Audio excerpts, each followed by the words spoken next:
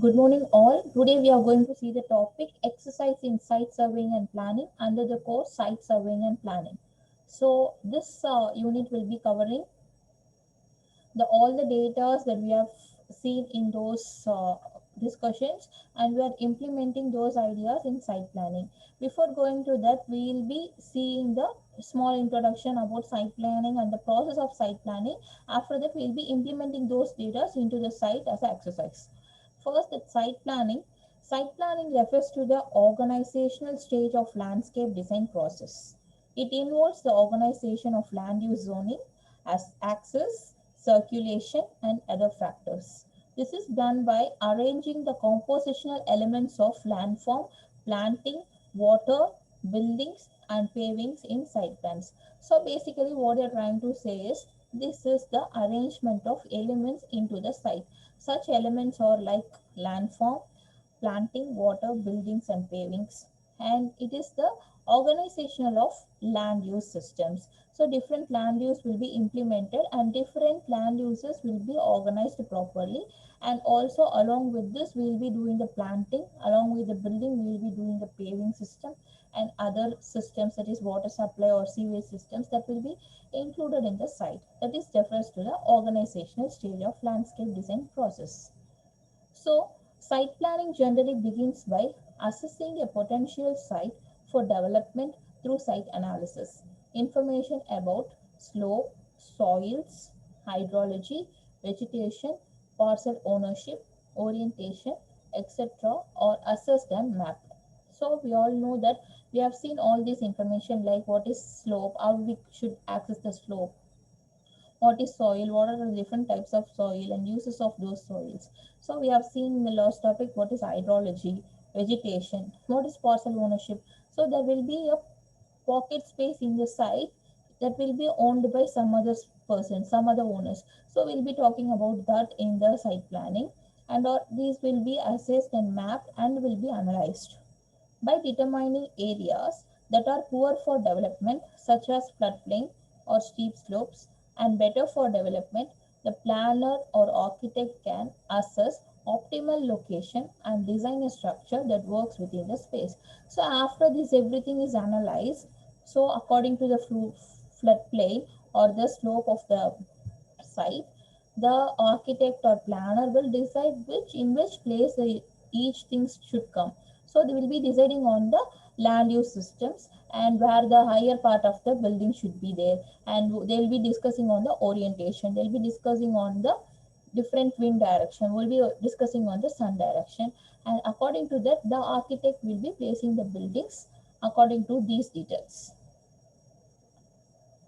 So in process of site planning, we'll be having site selection, site analysis, and site development. In site selection, adjacent land uses, access to public infrastructure, approval and permitting requirements, cost of land and construction, microclimate, ecological patterns, and resources. So these should be analyzed before selecting the site. So we all know what is adjacent land uses. So if you are doing an institutional building, whether you need to check whether it is comes under institutional building, whether we have a residential zone here, other things you need to just analyze about the adjacent land uses and assess the public infrastructure. So from the particular place we have proper access to the public infrastructure like hospitals, everything we need to check it out. Next is approval and permitting requirements. We need to check about the approval, whether the land is approved land or not approved land, whether it comes under DTCP or CMDA. We need to select all these, select the site according to these details. Cost of land and construction need to discuss. And microclimate, we have to check with the microclimate whether that land will get good ventilation, will get good air circulation, whether they have factories nearby. We have to check the microclimate. Ecological patterns and resources we need to check in the particular site. So basic resources that may be documented at community level, that are wetlands, floodplains, moderate and steep slopes, groundwater resources and aquifer recharge areas, woodlands, productive farmlands, significant wildlife habitats, historical, archaeological, and cultural features, scenic view sheds. So it is all about whether it is governed by basic resources, like whether the basic resources have been documented or not at the community level. So we have to document the wetlands, whether it is a floodplain area or not, moderate and steep slopes, whether it is a moderate slope or a steep slope. It comes under topography of steep slope or not, whether it's groundwater resources, what is the groundwater level, is it a aquifer recharge area? Do we have forest nearby? And is this the productive farmland? And whether it is agriculture land, significant wildlife habitats. If the forest we have nearby, is that a wildlife habitat? We need to check. Historical and archaeological and cultural features. Whether the site have any archaeological features or any cultural features, that we need to check it out. Next is a scenic view sheds. So need to check about the scenic view of that particular site. Next is site analysis. These are the points that we will be seeing under site analysis. Analysis of building site, which includes the assessment of its better features as well as its constraints and liabilities. So it says that analysis of building site, which includes assessments of its better features, whether it has a better future or not, as well as the constraints and liabilities. Where the proposed use of the site is predetermined, and site analysis and site planning are concerned with determining how best the proposed use can be fitted to the site. The proposed site that can be fitted to the site. Land planning projects in mountain regions require data on topographic slope, elevation, and aspect, whereas this attribute may be insignificant on level terrain. It may entail different kinds of evaluation, that is, information contained in site's physical, biological, and cultural attributes. These attributes influence the suitability of a site for the proposed uses. When the proposed use of the site is predetermined, and site analysis and site planning are concerned with determining how best the proposed use can be fitted to the site. Whenever a site is to be developed for a particular building program, two sets of factors have to be considered. One is site factors, other is use factors. Site factors are those relating to the characteristics of site. Use factors are those relating to the proposed use of the site, that is the building program. So under these criteria, a site analysis has been done, and this can be implemented in the design. Process of site planning includes site inventory. The physical attributes. The purpose of site inventory is the quick assessment of the site to identify potentially significant site assets and liabilities, develop a base map for land planning and design. So it is all about identifying the potential significance of site assets. Is there anything that is related to the site, and is there any case under the site that we need to invent about the site, and we need to develop a base map for the land planning and design. Its physical attributes includes these points, that is, we'll talk from wind, temperature, precipitation, climate, soil, topography, elevation, slope, aspect. So a wind is nothing but we'll be inventing on the wind's direction, how it will access into our site, particular site. And next is the temperature. Temperature includes microclimate and also the trees, or on in that particular place, how the temperature is coming inside because of the vegetation. Precipitation in the amount of rainfall that is coming into the site. Climate is all about the type of climate, whether it is a hot arid climate, it's a warm humid climate. The type of climate that need to access, in which we need to discuss about microclimate too. And the type of soil, and the type of soil that fits into the site or not, fits for the building or not. Next is all about the topography. Topography is the slopes in the building, in the site. So that includes elevation of that slopes, the slope details, that is aspect of the slope. So process of site planning includes site inventory characteristics, building design elements, site design elements. Site inventory characteristics like geographical latitude and microclimatic factors such as wind loads, building layout for solar orientation, location of windows, entrances, and loading docks, location of air inlets, architectural elevations, surface to volume ratios. In site design elements, it is like location of green and paved areas, selection of vegetation and integration with the native landscape, biodiversity, use of landscape elements such as buffer zones.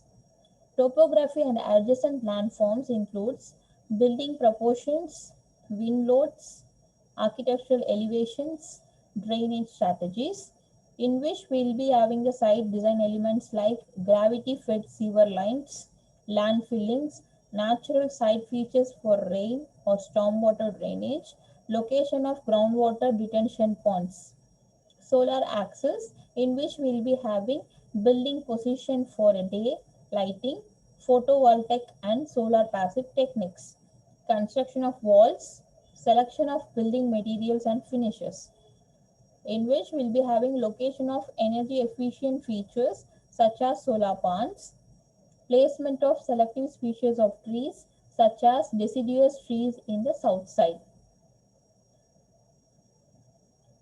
In this process of site planning, next topic that we are going is geologic and seismic data, in which the building design elements includes foundation type, structural specification, and in which we'll be having the site design elements like structural considerations for site landscaping, such as retaining walls, fixed seating, etc. Air movement patterns. Air movement patterns, the placement of wind towers, location of fenestration on the basis of pressure differentials, passive solar cooling design. The site design elements like site layout of the building, structures to trap wind for ventilation. So this will be helpful for all the design that we are doing in the site planning. Soil types, textures, and load bearing capacity, foundation design and location, in which the site design elements depends on the site grading procedures that minimize erosion, plant selections as per soil type, parcel shape and access with adjacent land users and buildings, that is like planning for the capacity to accommodate the proposed development. So the site design elements like making the potential access points which do not burden the lower density or adjacent land use, neighboring or proposed future developments. The design flexibility for future extensions, the site design elements like location of utility and infrastructure for future extensions. This tabular column will help you to implement the ideas into the site and making it as a proper exercise. Next, we are going to see about the site development, how we are going to develop the site. So in which we will be having excavation and grading keep to an absolute minimum. Balance the on-site cut and fill, off-site borrow off, disposition is expensive. Protect trees and establish the ground covers. Remove and stockpile the topsoil. Avoid working the soil when it is wet, powder dry or frozen. Provide positive surface drainage away from buildings to swales, gutters, drain inlets or outfalls. Re-establish ground covers without delay. Unprotected soils cause erosion and siltation. Slopes, earth cut or fill. It is do not exit the angle of repose of the soils being graded or placed, the steepest angle at which the slope remains stable. A slope of 1 on 2 maximum, that is 1 foot vertical rise for 2 feet of horizontal distance is recommended for mulched or planted embankments. So this will be used for cut and fill method that if you are using in the contour sites. A slope of 1/3 maximum is preferred for lawn areas to facilitate moving. Place fill material in uniform layers 2 of 6 to 8 inches of loose material. Allow for soil shrinkage or swelling in some instances. 3 to 5% shrinkage is normal in compacted fills. Provide mechanical compaction, natural compaction by the eventual settlement of loosely placed soils is seldom uniform or complete. All fills should be compacted fills placed on prepared benches cut through topsoil and overburden. Thus, benches and positive drainage must be provided at the base of major fills. So, these can be done in the cut and fill method. Next is sun orientation. The orientation of the building is influenced by the amount of solar radiation falling on the different sides of the different times. Buildings are best arranged in clusters for heat absorption, shading opportunities, and protection from east and west exposures. The larger building dimension should face north and south. Generally, west orientation is the worst. High air temperature combined with strong solar radiation. The optimum orientation of any given location has been determined in order to achieve the most satisfactory distribution of total heat gain and loss in all seasons. At high altitude, enough heat gain for passive heating should be possible. So this is all about the sun orientation and the building that has to be oriented for. So it is bad to give the orientation through west side for the building. Next, we are going to see about the roads and driveways. In planning, the approach drive or roadway consider slight distance provides sufficient horizontal and vertical side distance to give 10-second minimum observation time at permitted approach speed. All weather and nighttime drivability, economic length and minimum landscape disruptions. According to the parking, allow a normal stall width of 8 feet 6 inches, minimum of 12 feet maximum, and 10 feet is the comfortable average. So 10 feet is the comfortable average for the parking stall. And stall marking, while a single divider stripe wall suffice, 2 3-inch lines 12 to 16-inch on center with a off circle and easel end and is recommended. For an approximate parking compound capacity calculation, allow 300 square feet of paved parking area per standard car plus approach ramps, distributor loops, planting medians, turnabouts, collector walks and buffer areas. This is about the site planning, and this is a north oriented site, and we have a building over here, and we are having the small pathways and roads that is connecting to the different sites in the site. So we'll be having the proper aligned landscapes in each areas, and we have the proper car parking near this building, and this is the covered parking if I'm not wrong. This is the building, and we'll be having a covered parking around. This is the way for two buildings. This is the way for two buildings. There is a small passage that is for the pedestrian pathways, and also we are having the different width of roads that is used for viewing landscapes or other pedestrian uses. Site analysis. To achieve a successful design, site analysis is a must and should be done carefully. Site analysis involves taking an inventory of site elements and analyzing these factors relative to the client needs and aims. Gather relevant information about the properties of the site, from topography to climate to wind pattern and vegetation. Analyze these features and incorporate them into the design. Site analysis. So this is all about site analysis. You can see the site over here, and if I'm not, this is the north direction side. This is the north direction. This is south, and we have this as a south, and sun that goes through south all over the site.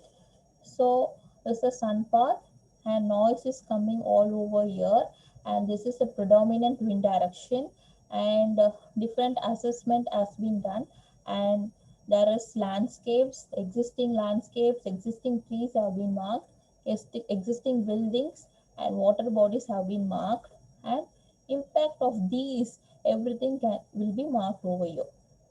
So this building is elaborately told here, and the orientation, the effect of orientation is also explained. These everything comes under the lawn area. These are the existing landscapes. Other than this, the sun rays, the maximum sun rays will be in the southwest in this direction. Analysis includes subsurface, natural, cultural man-made factors, aesthetic factors. Geological history of the area, bedrock type and depth, etc. Hydrology is the underground water table, aquifers, springs, etc. Soil genesis, erosion, susceptibility, moisture, pF, reaction, pH, organic content, bearing capacity, etc. This is all about the subsurface features. Natural surface features that includes vegetations, slopes, wildlife and climate. Under vegetation we'll be having the type of vegetation, size of vegetation and the location, shade pattern, aesthetics and ecology, etc. So according to the shade pattern we can design the building accordingly. That can be used as a shading device for the building. Slopes, gradient, landforms, elevation, drainage patterns. Wildlife, ecology, species, etc. Climate, precipitation, annual rainfall or snow or humidity, wind direction, solar intensity and orientation. Average, highest or lowest temperature. The temperatures has been calculated, and according to that, the building has been designed for the openings and everything. Next is cultural and man-made features, utilities, sanitary, water supply, gas, electrical, etc. Land use, usage of site, adjacent use, zoning restrictions, easements, etc. Historic notes, archaeological sites, landmarks, building type, size and condition. Circulation, linkage and transit roads, auto and pedestrian access, mass transit routes, etc. And the social factors are about population, intensity, educational level, economic and political factors, ethnicity, cultural typology, etc. So utilities comes under the services like sanitary services, water supply. Is there any gas supply, electrical, everything will be noted down in the utilities. Land use, the usage of land, adjacent use land as we already seen. Is there any zoning restrictions for the site to develop? All those details will be seen in this criteria. And historic notes is like the archaeological sites, landmarks, building type, site conditions. All those things will be come under historic notes. For circulation, the linkage as a transit road. There will be a linkage between the primary road, secondary road, tertiary road that can be accessed through the cultural and man-made features. Social factors, population, intensity, educational level, economic and political factors. So the political factors, economic factors of the particular site has been assessed, and ethnicity and cultural typology of the type. There will be different typology for each sites, each streets. So that has to be assessed and that has to be documented. So this is about the utilities, circulation, land usage. So they say about the different utilities in the site. There will be different utilities that surrounding the house that has been assessed, and the circulation of the particular site through different access has been. For a single site there are different access. There is one main NH is running, and that is a primary road, and there are secondary roads and tertiary roads are running over. So these circulation for the buildings has to be accessed. And land usage, different land usages. So these land usages has been documented and has been used for the particular site. Aesthetic factors, perceptual, from an auto, by a pedestrian, by bike, etc. spatial pattern, views of the site, views from the site, spaces existing, potential for new areas, sequential relationship. So first perceptual. So from the site has been assessed from different perception. It can be assessed from auto or as a pedestrian, from the higher level, from lower level. The different perception has been assessed for each site to know the aesthetic factor of the particular site. And the spatial pattern in which the views of the sites has been, that is perception, different in different perception, the views of the site has been documented, and views from the site. So it is not only the view of the site, different views from the site, from the lower level or outer level, and what is in the left side, what is in the north side, what is in the south side, west and east. Every views has been assessed, and it has been implemented in the aesthetic factor of the design. Potential of new areas, any new areas is developing, any sequential relationship between this site and the particular site, there will be an opposite site will have a sequential relationship that has to be accessed. Natural features, significant natural features of the site, water elements, rock formations, plant materials, etc. This is the perception. So from different axes, it has been perceptually documented. This is the spatial pattern. These are the natural features. The natural features, the water is running over. Over that, the tile has been put it down, and the landscape is surrounding the waters. And these are the natural features that is existing. These are the spatial pattern, different pattern of not only the rectangle, there are different types of rectangle or squares that has been placed in the particular site, that has been accessed and documented. In site planning, mass and zoning, mass and space, zoning, circulation, service and maintenance. This is the process. This site will be having buildings, roads, walkways, trees, garden, pools, landscape, water. So everything has been clearly explained in the particular site. So this is there are buildings presented, and there are different roads. This is the main road of the site. So this is one entry, and again this is one main entry. This is a side entry, and many walkways are there. Small walkways are marked for the trees, garden, pools, etc. And water has been placed as a plaza. Plaza has been explained over here. Environment, all the environment around has been explained. So this is the perfect site planning in which everything has been shown. Buildings. So in buildings, we have to show the main building and the service building. In roads, we have to show the private road, VIP road, and service roads. In parking, you should show it in the ground parking and underground parking, any still floor parking, anything is there. In landscape, you need to show the softscape and oddscape. In pedestrian walkways, you have to show the pedestrian walkway. In access, through cars, pedestrians, services, drop-offs, emergency. All these should be shown in the site plan.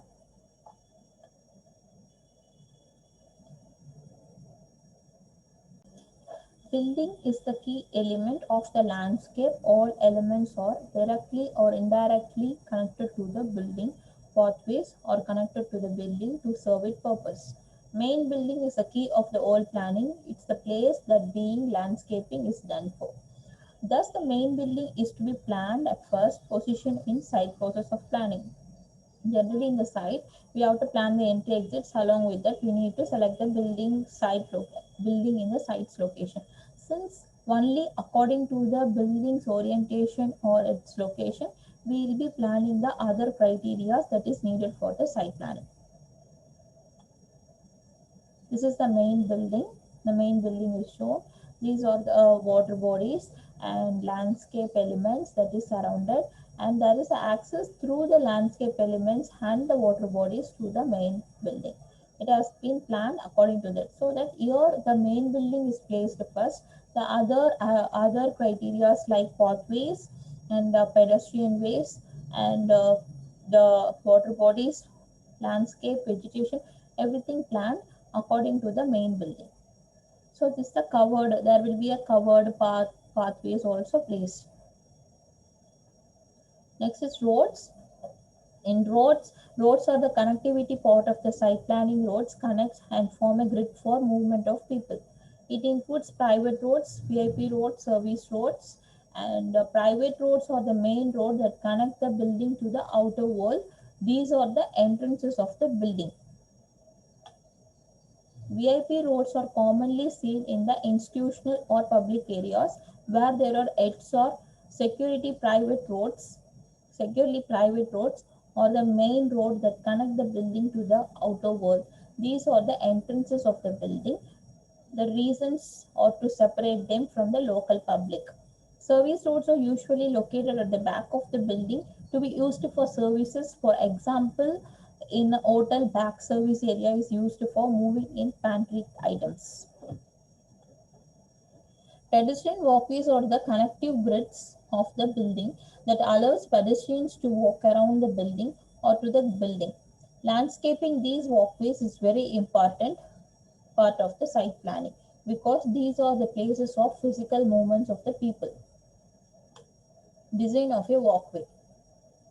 This is a different design for the walkway that the building, the different areas for which the central walkway has been connected, and it has been designed in the way that is there is a central plaza from which we can see the different landscape elements from the central plaza. Core access for the in the access. Core access or the access for the cars in the building for allowing cars to enter the premises. So car parking has to be separately planned in the site planning. Likewise, pedestrian access is also pedestrian access or that ways built for the people to enter the premises and to walk in. These are the service access. Service access is the access given for the services that services the building services, usually at the back of the building. Usually it will be in the back of the building or the side of the building, not surely not in the front side of the building. Drop-offs. Drop-offs are the dropping point where the people are checked out of the premises and is used as a main point or existing area. Emergency access. Emergency access or the basic recruitment of the building. In any case of mishappening, these serves as a very good access to save people. Landscape.